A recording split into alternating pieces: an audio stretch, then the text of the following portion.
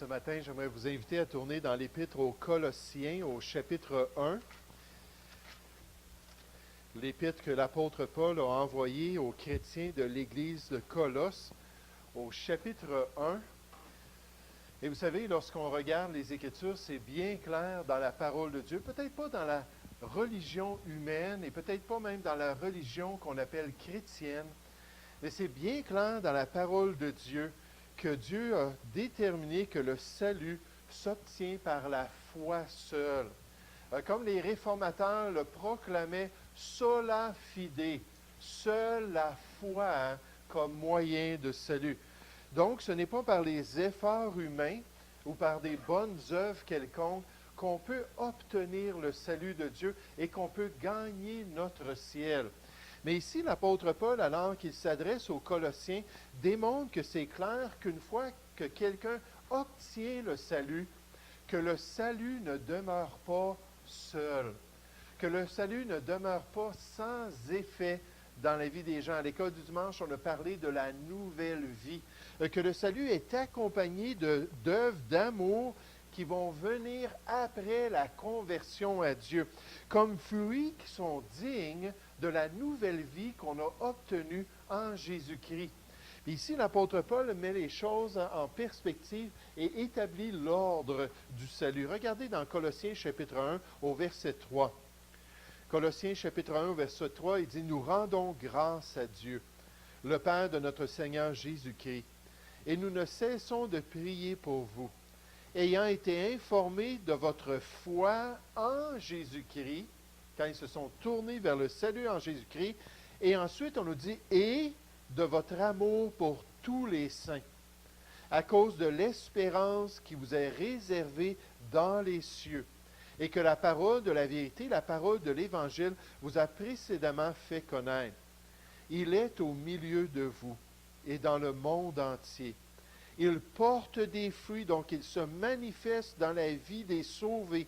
Il s'accroît, comme c'est aussi le cas parmi vous, Colossiens, depuis le jour où vous avez entendu et connu la grâce de Dieu conformément à la vérité. Donc, dès qu'on est sauvé, dès qu'on reçoit la nouvelle vie, Dieu commence à produire du fruit. Dieu commence à accroître sa manifestation dans notre vie, d'après les instructions, verset 7, que vous avez reçues d'Épaphras, notre bien-aimé compagnon de service.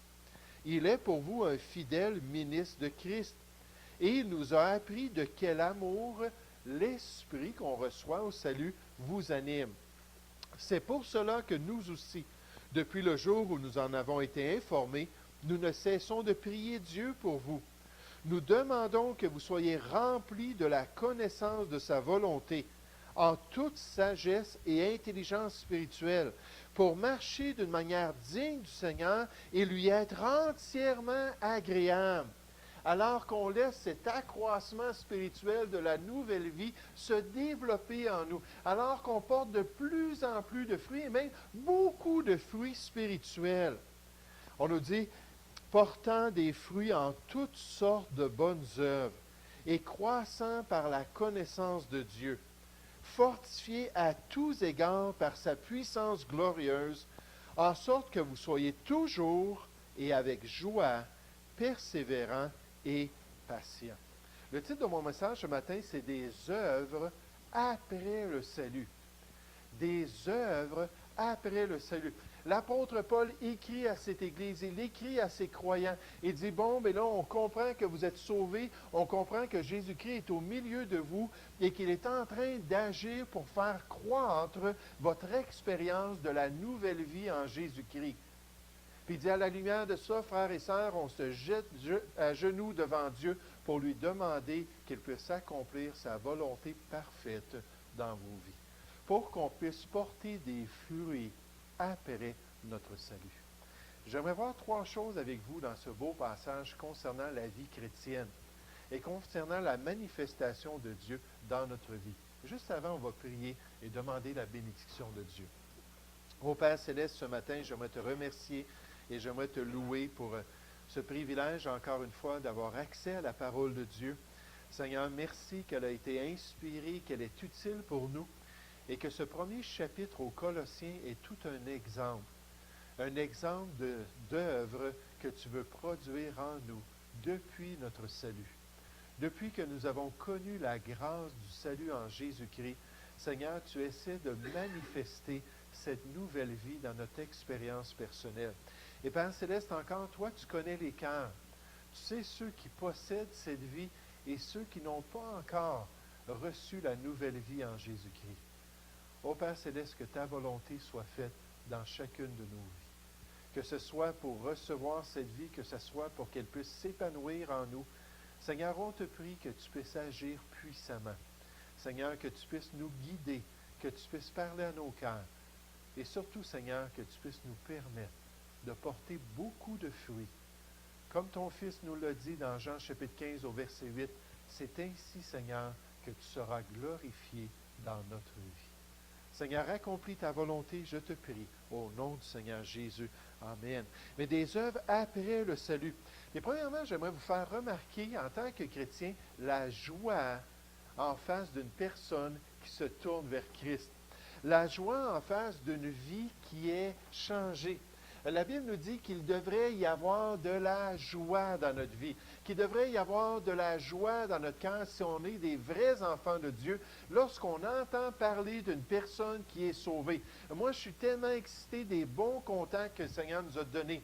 Les Amélie, puis les Tamara, puis les Mathieu, puis différentes personnes qu'on a rencontrées récemment. Ce sont de bons contacts pour l'Évangile. Et je vais être encore plus excité de voir le Seigneur produire cette vie. Nous, on peut semer, puis on peut arroser. Dieu peut faire croître et être glorifié par une terre qui va porter du fruit selon sa volonté et dans la vie de cette personne. Et la Bible nous dit que même au ciel, d'après Luc chapitre 15 au verset 10, il y a de la joie lorsqu'un pécheur se repent.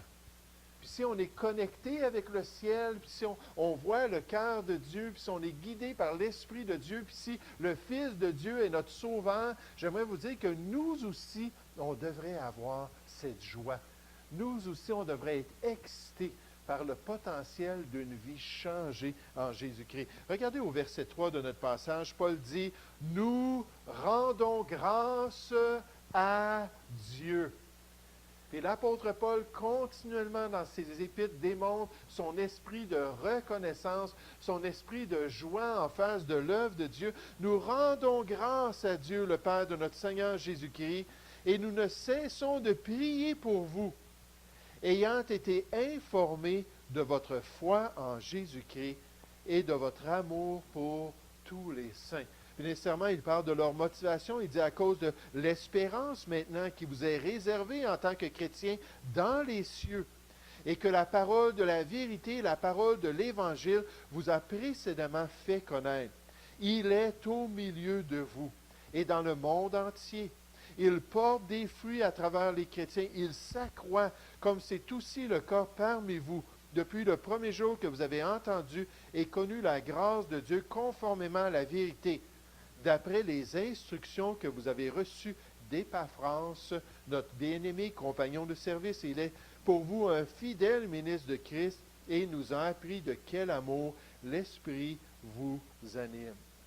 Est-ce qu'on a de la joie pour les choses de Dieu?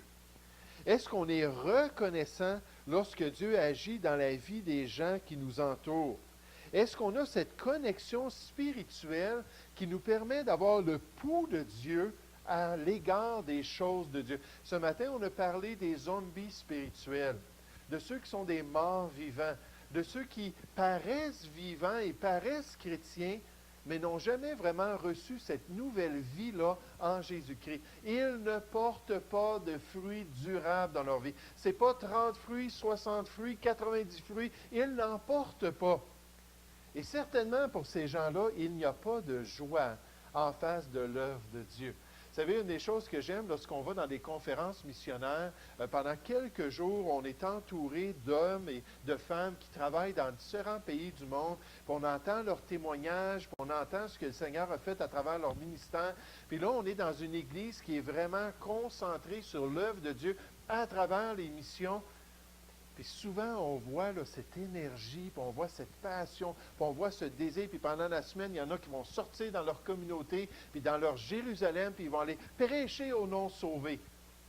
Puis comme c'est palpable, la joie qu'ils ont en face de l'œuvre que Dieu accomplit dans la vie des gens. Est-ce qu'on prie pour les enfants comme on avait convenu? Est-ce qu'on est en train de demander à Dieu de leur donner cette nouvelle vie et de se manifester dans leur vie? L'apôtre Paul dit concernant les Thessaloniciens, il dit, nous rendons continuellement grâce à Dieu. On remercie Dieu. On se réjouit devant Dieu pour vous tous, faisant mention de vous dans nos prières, nous rappelant sans cesse l'œuvre de votre foi, les fruits spirituels, le travail de votre amour, la fermeté de votre espérance en notre Seigneur Jésus-Christ devant Dieu notre Père. Mais c'est évident dans notre passage que Paul et ses co-ouvriers comme Épaphras étaient vraiment joyeux. Ils voyaient le privilège de pouvoir partager l'Évangile et de voir Dieu utiliser leur témoignage pour changer la vie des gens. Vous savez, quand j'ai commencé à essayer d'influencer ma mère à venir à l'Église, j'étais un jeune chrétien. Puis elle avait déjà fait une profession de foi. Elle voulait se marier avec son copain, puis elle avait appris que dans les églises baptistes, il faut être dans le Seigneur pour se marier ensemble. Donc, elle est allée, puis elle a fait profession de foi pour pouvoir marier ce chrétien-là. Puis finalement, ça n'a pas fonctionné. Il est arrivé d'autres choses, puis elle est partie en Europe. Puis là, il est revenu un certain temps plus tard. Puis là, moi, j'ai commencé à l'influencer à venir à l'Église.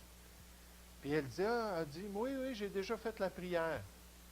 Puis il n'y avait rien d'autre dans sa vie. Quand je lui parlais de la Bible, elle me faisait des yeux. En d'autres mots, dérange-moi pas avec ça. Quand je lui disais, viens à l'Église, elle disait, j'ai pas le temps. Quand je lui disais, mais est-ce que tu essaies d'influencer tes amis avec l'Évangile? Ce n'était pas un intérêt qu'elle avait dans sa vie.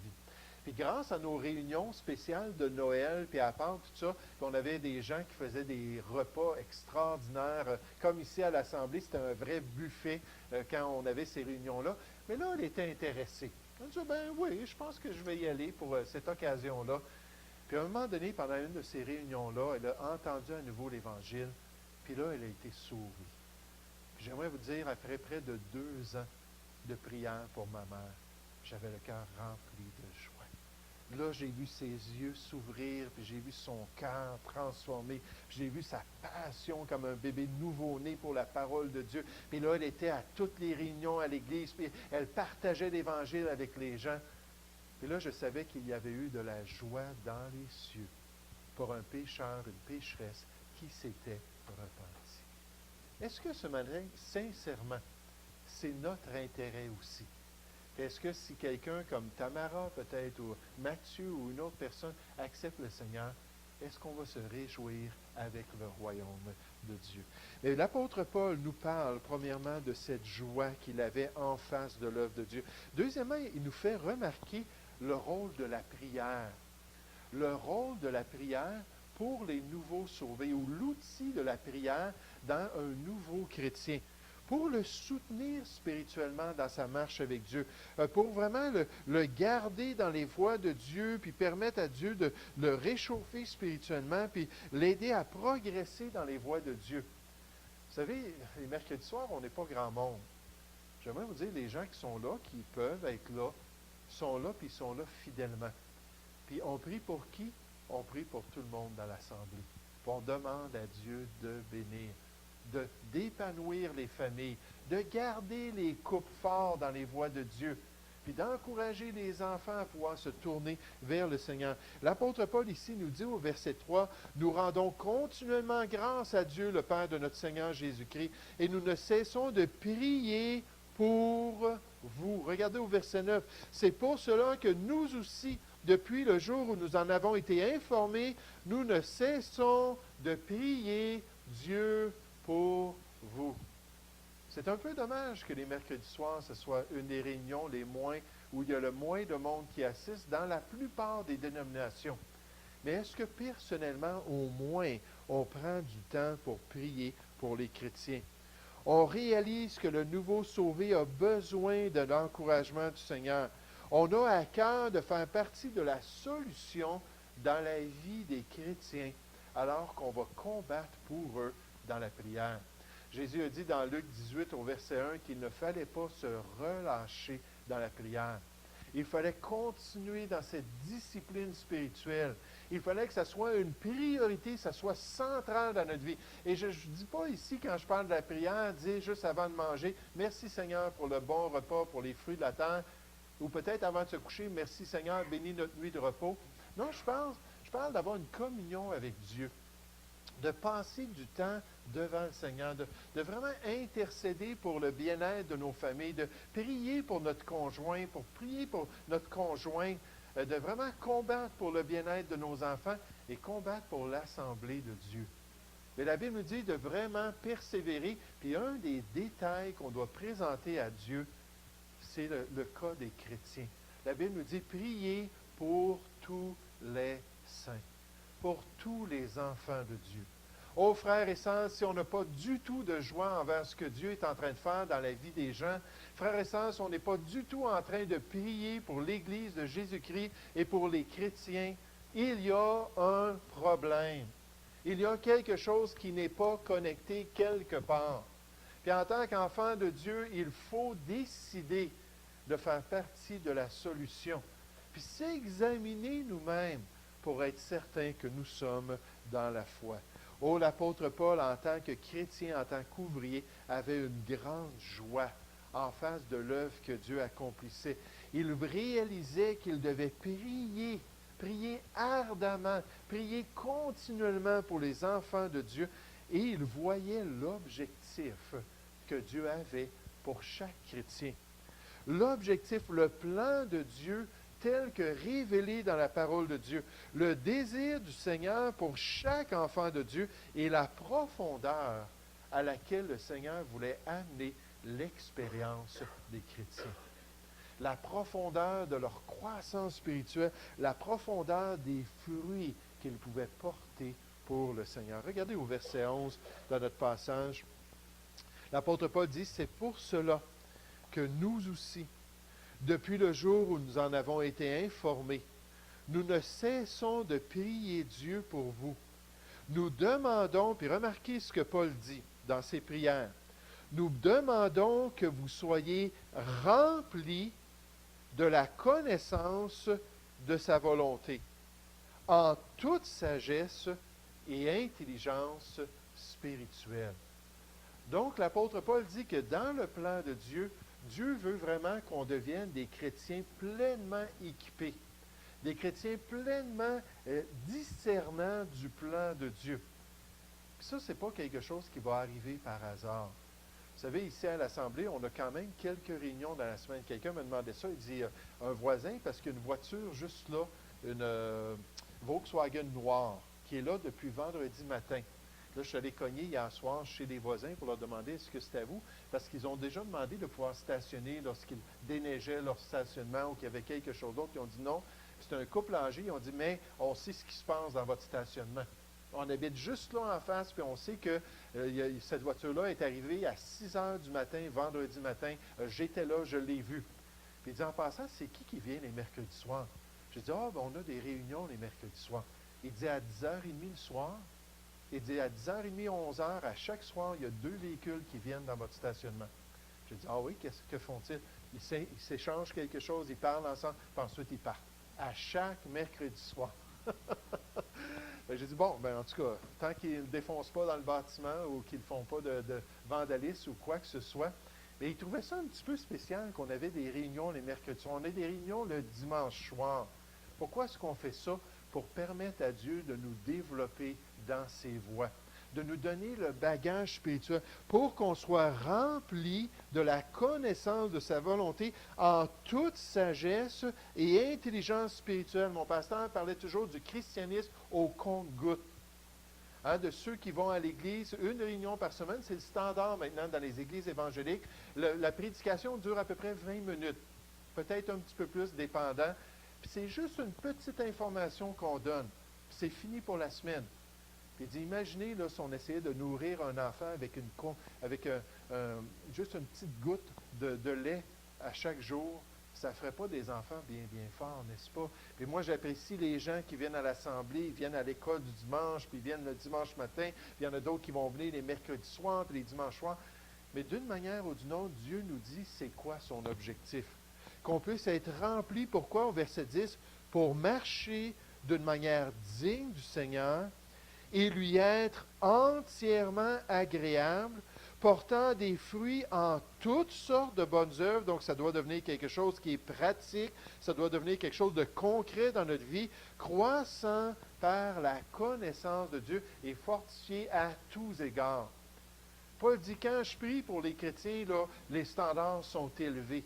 Je dis, Seigneur, accomplis ces choses dans la vie des enfants de Dieu. Manifeste-toi, transforme-les, aide-les à porter beaucoup de fruits, aide-les à t'honorer sur cette terre. Est-ce qu'on a une vie qui est caractérisée par la croissance spirituelle?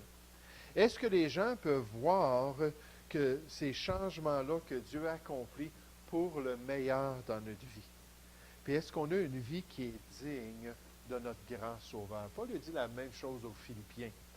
Il dit, ce que je demande dans mes prières, c'est que votre amour augmente de plus en plus en connaissance et en pleine intelligence pour le discernement des choses les meilleures, la vertu que Dieu veut, là, l'excellence, les choses les meilleures, afin que vous soyez purs et irréprochables pour le jour de Christ, remplis du fruit de justice qui est par Jésus-Christ à la gloire et à la louange de Dieu. Des œuvres après notre salut. Le salut, c'est seulement par la grâce, c'est seulement par la foi. Mais une fois que le fondement est posé dans notre vie, est-ce que Dieu est en train de se manifester? Est-ce qu'il est en train de donner cette sève spirituelle pour produire des choses? Et est-ce que nous, on est en train de coopérer avec le Seigneur? Est-ce qu'on est ouvert à ces changements-là? Est-ce qu'on a cette vie, on a cette joie envers cette vie que Dieu nous a donnée et qu'il donne aux autres? Est-ce qu'on est en train d'intercéder pour le bien des chrétiens? Et dernièrement, est-ce qu'on comprend l'objectif de Dieu dans notre vie? Nos standards ne doivent pas être bas, ils doivent être élevés. On doit demander au Seigneur de nous apprendre ses voies et de nous permettre de porter beaucoup de fruits. L'apôtre Paul se réjouissait de la vie que Dieu avait donnée aux chrétiens à Colosse, mais l'apôtre Paul aussi savait que le salut, ce n'est que le commencement. Et Dieu veut qu'on ait ces œuvres évidentes dans notre vie après notre salut. C'est ce que je m'attends lorsque quelqu'un fait profession de foi. Quand ma mère avait prié, j'étais un jeune chrétien. Je n'avais pas beaucoup de discernement. Mais j'ai vu que la première fois qu'elle avait prié, il n'y avait rien qui avait changé dans sa vie. Il n'y avait pas eu de fruit, il n'y avait pas eu de manifestation que Jésus-Christ maintenant était devenu son sauveur. Qu'elle était passée de la mort à la vie. Pas du tout. Et j'aimerais vous dire la deuxième fois qu'elle a prié. Cette fois-là, c'était la bonne. Des fois, dans la vie des enfants, là, ils font profession de foi à 7 ans. Puis là, peut-être à 12 ans, ils prient encore. Puis là, on peut dire, cette fois-là, c'est la bonne. On voit qu'il y a eu un changement de cœur. On voit que maintenant, le Seigneur dirige ses pas, va changer ses attitudes, va lui donner une passion pour les choses de Dieu et va lui permettre de servir l'Église de Jésus-Christ. Et Paul disait, il faut prier pour les chrétiens, puis il faut prier que Dieu atteigne ses objectifs dans leur vie. La plénitude de l'œuvre de Dieu qu'il veut accomplir en nous. Est-ce qu'en tant que chrétien, on veut atteindre ces objectifs-là? Est-ce qu'on vise que le Seigneur nous change de plus en plus pour pouvoir être des chrétiens remplis de fruits? On voit ça, un arbre là, qui a beaucoup, beaucoup de fruits, là, puis on voit que l'arbre, là, c'est pesant, puis c'est le temps de la récolte, n'est-ce pas? Mais qu'on puisse être des chrétiens remplis de fruits pour la gloire de Dieu. Nous allons prier ensemble. Ô Père Céleste, oui Seigneur, on veut se réjouir de l'œuvre que tu as accomplie autour de nous dans la province du Québec. Seigneur, on sait que c'est tellement refroidi. que les gens ont mis de côté la religion du catholicisme et qu'aujourd'hui, Seigneur, ils ne croient plus dans la parole de Dieu. Ils ont beaucoup de préjugés contre les Écritures et contre la foi chrétienne. Mais Seigneur, Père, on voit lorsqu'un cœur est ouvert, lorsqu'un cœur croit que la Bible est la parole de Dieu, et lorsqu'ils sont prêts à recevoir Christ dans leur vie, quel changement, Seigneur! Quelle transformation! Et tu nous dis, c'est un changement qui va durer même dans l'éternité. Alors, Seigneur, que tu vas toujours être présent dans leur vie. Alors qu'ils ont reçu la vie éternelle et qu'ils ne périront jamais. Oh, quelle grâce tu donnes à l'être humain, Seigneur, de pouvoir être une nouvelle créature en toi. Et Seigneur, quel combat spirituel pour voir ces gens-là non seulement être sauvés, mais ensuite de les accompagner dans nos prières alors qu'ils marchent avec toi, alors qu'ils se développent spirituellement. Et alors, Seigneur, qu'on voit de plus en plus de fruits dans leur vie. Père Céleste, si on est stagnant spirituellement, si on a cessé de grandir, si on a cessé de progresser dans tes vies, dans tes voies, Seigneur, je te prie vraiment que tu puisses raviver notre cœur et que tu puisses ranimer cette flamme pour qu'on puisse aller de l'avant pour toi, qu'on puisse toujours devenir meilleur pour ta gloire. Seigneur, nous te prions au nom du Seigneur Jésus.